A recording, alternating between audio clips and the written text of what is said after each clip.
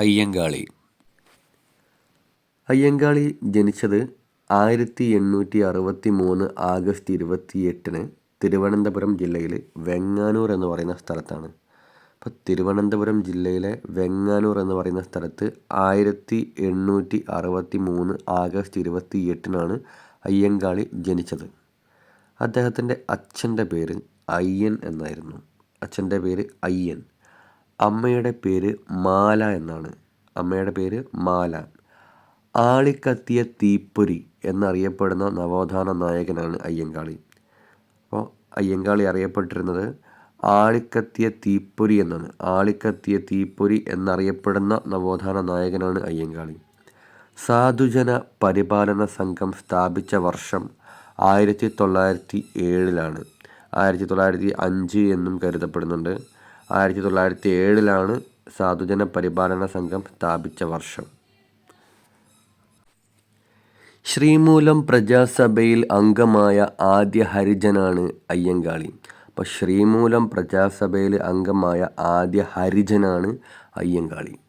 ശ്രീമൂലം പ്രജാസഭയിൽ തുടർച്ചയായി 28 വർഷം അംഗമായിരുന്ന കേരളത്തിലെ സാമൂഹ്യ പരിഷ്കർത്താവാണ് അയ്യങ്കാളി. അപ്പോൾ അദ്ദേഹം 28 വർഷം ശ്രീമൂലം പ്രജാസഭയിൽ തുടർച്ചയായിട്ട് അംഗമായിട്ടുണ്ട്. ശ്രീമൂലം പ്രജാസഭയിൽ അംഗമായ വർഷം 1911.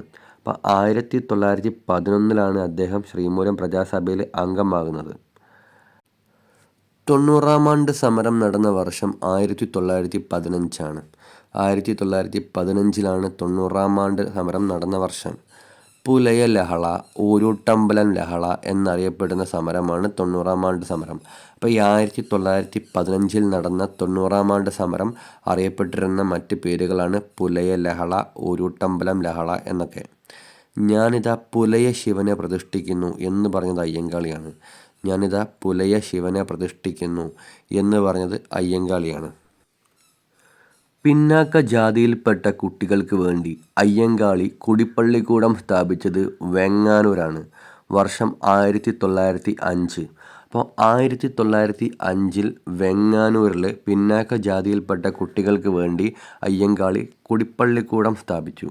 വെങ്ങാനൂരിലാണ് 1905 പിന്നാക്ക ജാതിയിൽപ്പെട്ട കുട്ടികൾക്ക് വേണ്ടി അയ്യങ്കാളി കുടിപ്പള്ളിക്കൂടം സ്ഥാപിച്ചത്.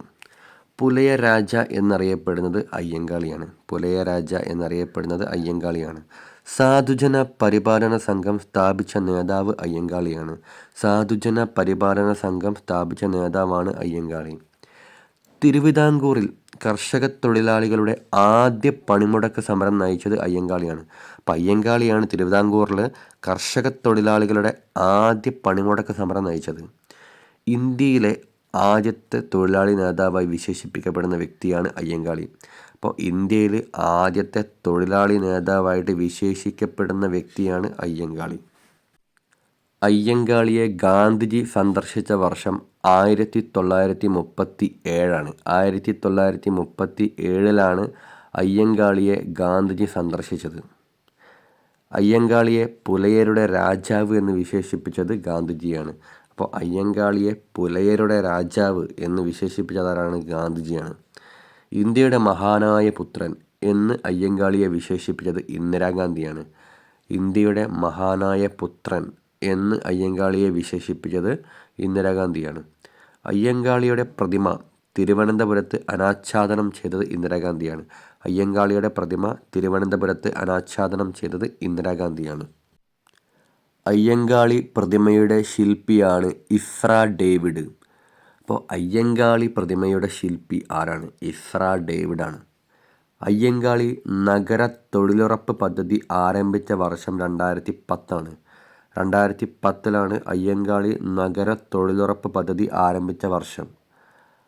Ayyankali A Dalit leader of organic protest എന്ന കൃതി രചിച്ചത് എം നിസാറും മീന കന്ദസ്വാമിയും ചേർന്നാണ്.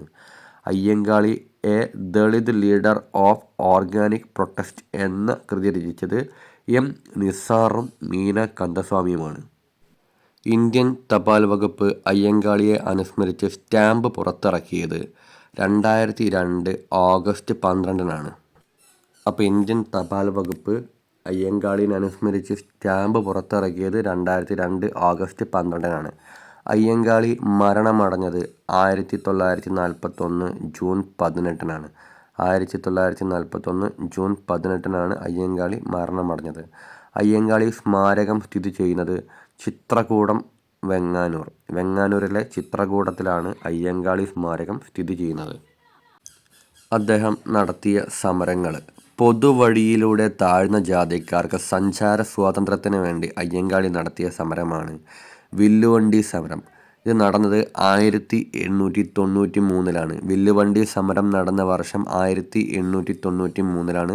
പൊതുവഴിയിലൂടെ താഴ്ന്ന ജാതിക്കാർക്ക് സഞ്ചാര സ്വാതന്ത്ര്യത്തിന് വേണ്ടി അയ്യങ്കാളി നടത്തിയ സമരമാണ് വില്ലുവണ്ടി സമരം. നടന്നത് 1893-ലാണ്. കല്ലുമാല പ്രക്ഷോഭത്തിൻ്റെ നേതാവ് അയ്യങ്കാളിയാണ്. വർഷം 1915. 1915-ലാണ് കല്ലുമാല പ്രക്ഷോഭം നടന്നത്. ഇതിൻ്റെ നേതാവ് അയ്യങ്കാളിയായിരുന്നു.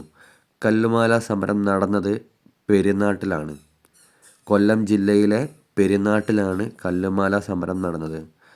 പെരുന്നാട്ട് ലഹള എന്നറിയപ്പെടുന്ന സമരവും കല്ലുമാല സമരമാണ്. 1915 നടന്ന കല്ലുമാല സമരമാണ് പെരുന്നാട്ട് ലഹള എന്നും അറിയപ്പെടുന്നത്.